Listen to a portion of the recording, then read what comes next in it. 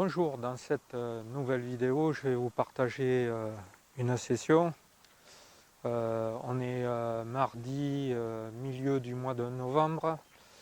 Je suis arrivé, il faisait soleil et puis là, ça se couvre. Les nuages, ils sont un peu gris, noirs.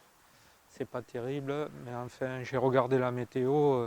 On devrait avoir une belle météo à part jeudi, où il devrait pleuvoir toute la journée, mais bon, c'est une fois que j'ai tout installé, après c'est pas grave.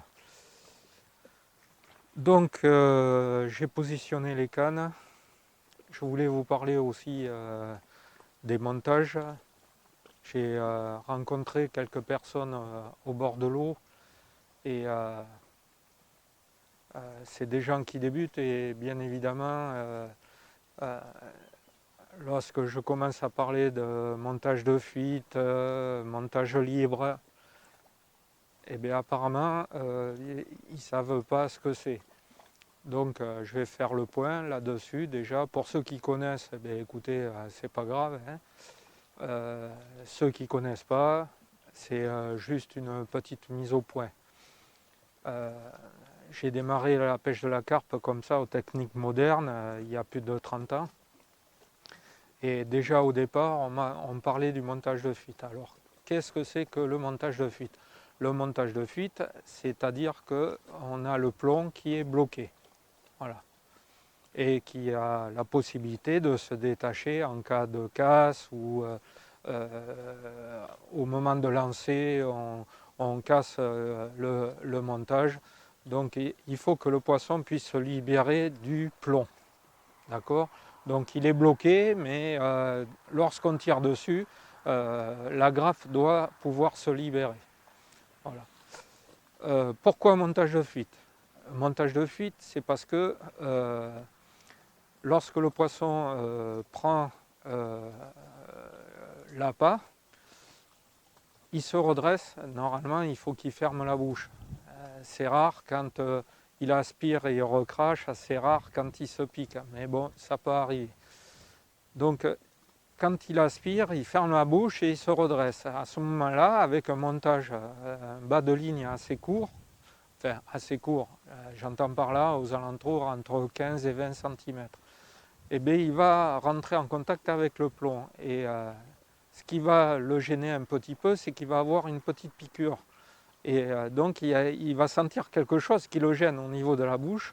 Et ce qu'il va faire, c'est ce qui va provoquer la fuite du poisson. C'est pour ça qu'on parle de montage de fuite. Voilà. Et donc, c'est plomb bloqué. Après, vous avez le montage semi-fuite.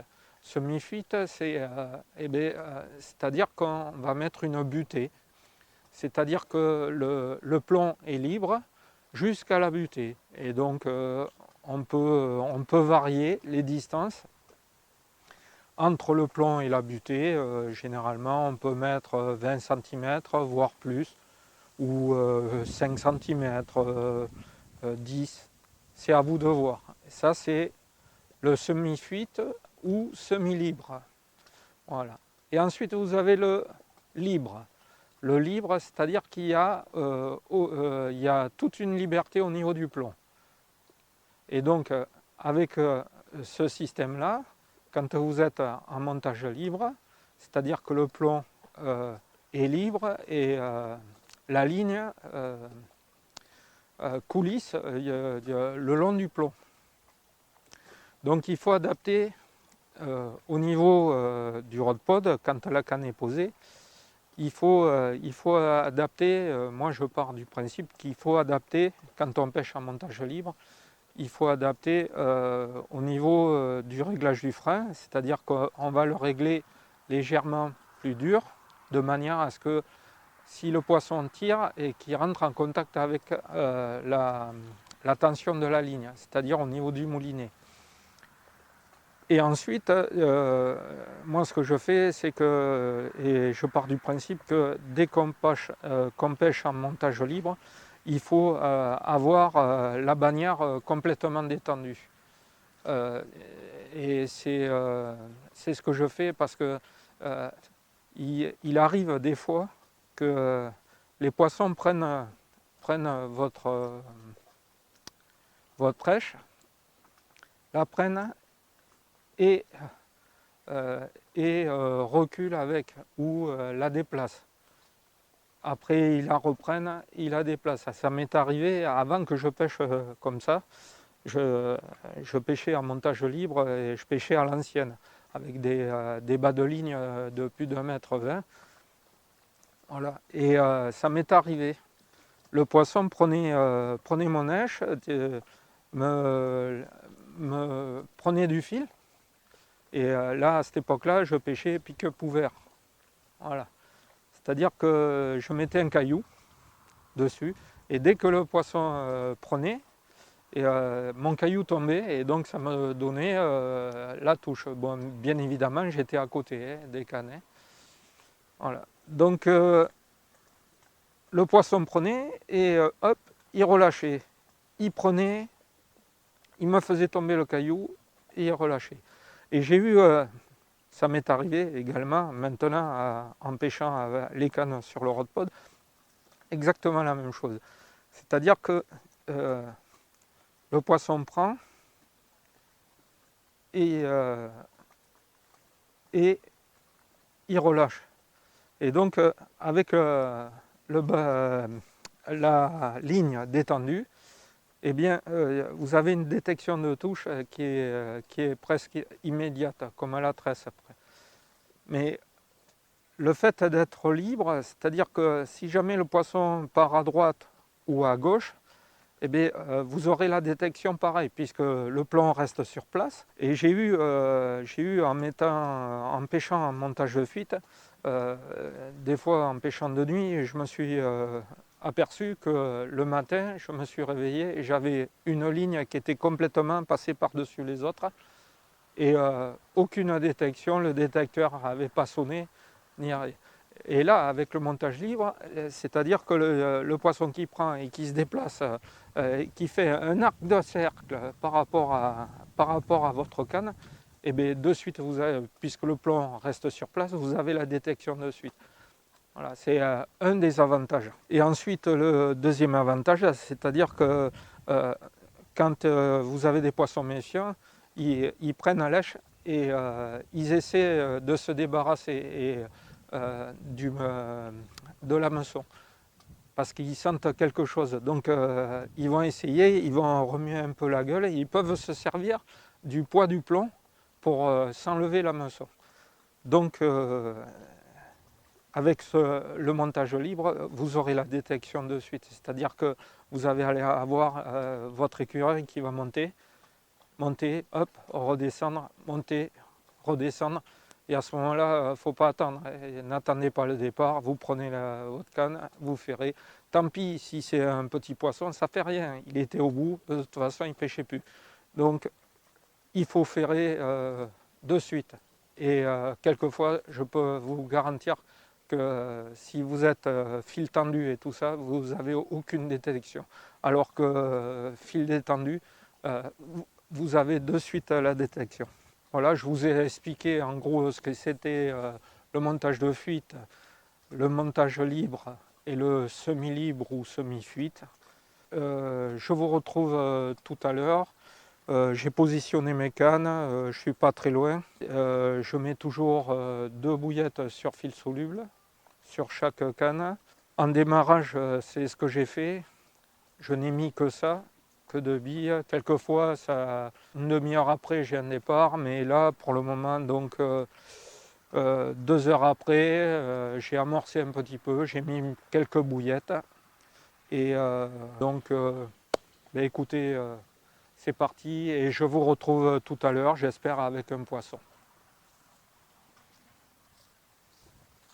Bonjour, nous sommes mercredi matin et il ne s'est rien passé hier après-midi, pas un bip, il y avait beaucoup de vent, j'avais espoir que avec l'eau oxygénée comme ça, avec le vent fort, surtout de sud-ouest, ça allait les faire manger. Et finalement, rien. La nuit, rien non plus. Le- les bouillettes n'ont pas été écorchées par les écrevisses. Euh, Ça, d'habitude, c'est un signe. C'est étonnant. L'eau doit être aux environs de 12-13 degrés, je pense. Et puis, donc, j'ai relevé les cannes, j'ai changé les appâts. J'ai mis une canne avec un sac soluble, on verra bien, plus une flottante. Et j'ai rajouté du goût à l'intérieur. Donc, j'ai mis des pelés, du stick mix fruits, arrosé de corse type licor et de liquide krill. Voilà. Donc j'ai rajouté des pelés de 4 mm et ensuite j'ai confectionné mon sac soluble et j'ai rajouté du goût avant de jeter. Donc ensuite la quatrième, j'ai changé. Hier j'étais coco banana, donc là j'ai mis des tuna banana. Voilà. Donc j'ai mis une 20 mm plus une flottante aussi. J'ai mis une flottante rose et une d'un petit diamètre, du 14. Donc une flottante de 14 avec une bouillette de vin tuna banana. Plus 2 sur fil soluble. Ensuite ici je les bouillettes au foie avec 2 sur soluble. Et ici j'ai épices. Avec la bouillette au foie, j'ai rajouté une flottante orange par-dessus. Je crois que c'est pêche poivre. Et pareil, une petite aux alentours de 14 mm. Et sur celle-là, les épices, j'ai rajouté une flottante rose, cassis. Et bouillette de 20 mm sur chaque. Et ensuite, j'ai décidé de ne pas amorcer. Hier, dans l'après-midi, j'avais amorcé. J'avais mis une centaine de billes à peu près. Et donc là, j'ai décidé, vu qu'il n'y a rien, c'est pas la peine d'amorcer, ça sert à rien. On va essayer de pêcher au single hook, comme il dit, avec un seul appât. Bon, c'est pas tout à fait ça, puisque j'ai rajouté 2 sur fil soluble. Mais bon, j'essaye le sac soluble, on verra bien. Ensuite, je vous avais dit, je vous montrerai mon montage. Donc voici la partie de mon montage au niveau de l'hameçon. Donc ici vous avez l'hameçon, un long shank avec par-dessus pour coincer l'hameçon au niveau des marillons exprès interchangeables. Comme ça vous pouvez changer l'hameçon sans changer le montage complet. Vous avez de la gaine thermo par-dessus pour tenir l'hameçon en place. Ensuite un petit morceau de gaine thermo pour maintenir la rotation du cheveu qui est en tresse. Le petit émerillon auquel j'ai fixé mon petit morceau de fil de fer que je vous avais expliqué. C'est des bobines pour attacher les tomates qui est plastifié. Alors donc je mets un coup de briquet et pour déterminer la longueur que je veux et j'enlève le plastique et ensuite avec une pince coupante je coupe la partie de fil de fer qui reste. Et ensuite au niveau de l'émerillon je torsade.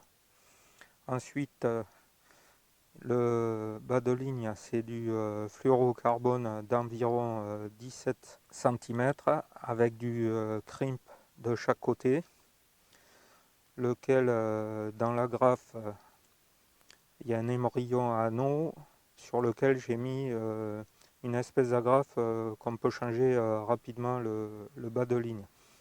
Et ensuite j'ai rajouté un anti-tangle de manière à ce que lorsque le montage descend dans les couches d'eau, il se déploie après au fond de l'eau.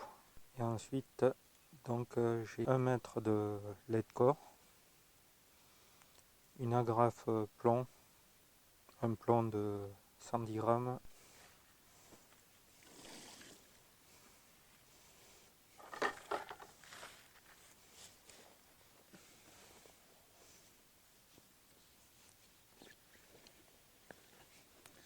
Bon voilà, enfin un premier poisson.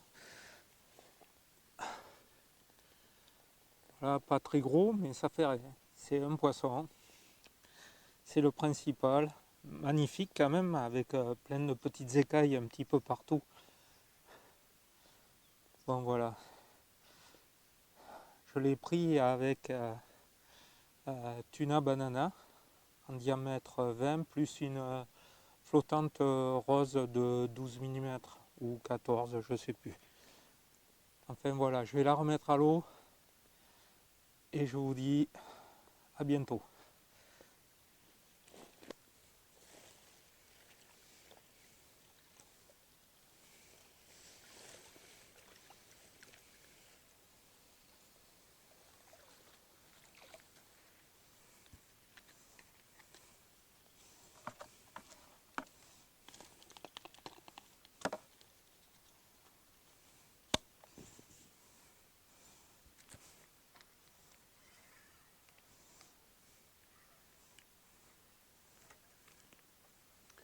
Bon, le sbombe est clippé à 14 tours.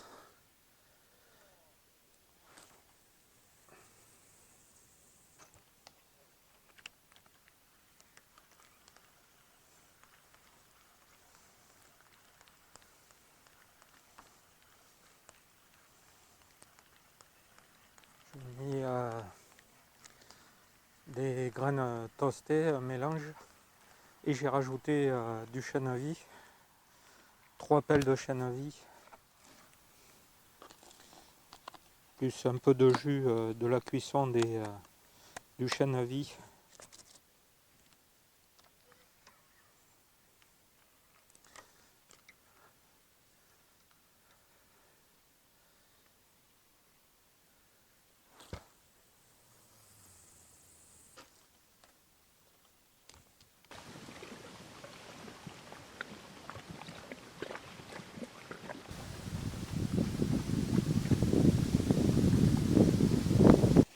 Troisième poisson de la journée.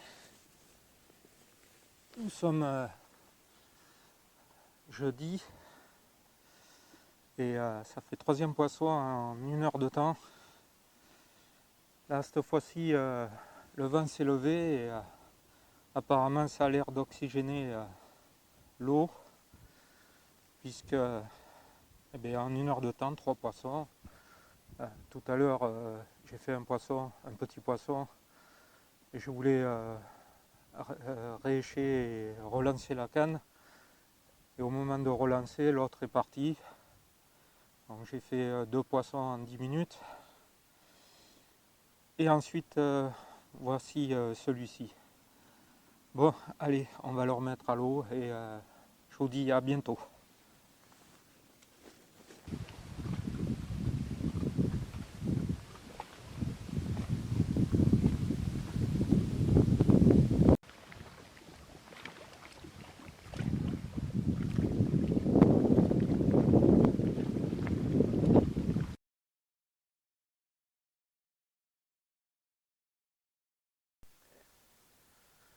Bonjour, nous sommes vendredi. La session se termine. Je vais plier tout à l'heure, cet après-midi là. Je vais manger. Il est midi moins le quart. Donc je vais manger et je vais plier. J'ai 1 heure de route pour rentrer à la maison, donc voilà, je vais plier au sec. Ça c'est une chose qui est très bien. Donc ce matin, j'ai fait une petite commune. Vous la verrez dans la vidéo. Et puis c'est tout. Je l'ai faite à 9 h. Là il est midi moins le quart. Tout est calme. On ne voit pas un poisson monter. C'est vraiment difficile. C'est des passages. Donc faut en profiter. Bon allez. sur ce, je vais aller manger et je vous dis à bientôt pour une prochaine vidéo. Ah, aussi, je voulais vous dire, le montage a très bien fonctionné, le montage à Bruno Médéou. 8 départs, 8 poissons. Voilà, donc c'est pas énorme, mais au moins je suis pas bredouille. Voilà. Allez, je vous dis à bientôt et à la prochaine.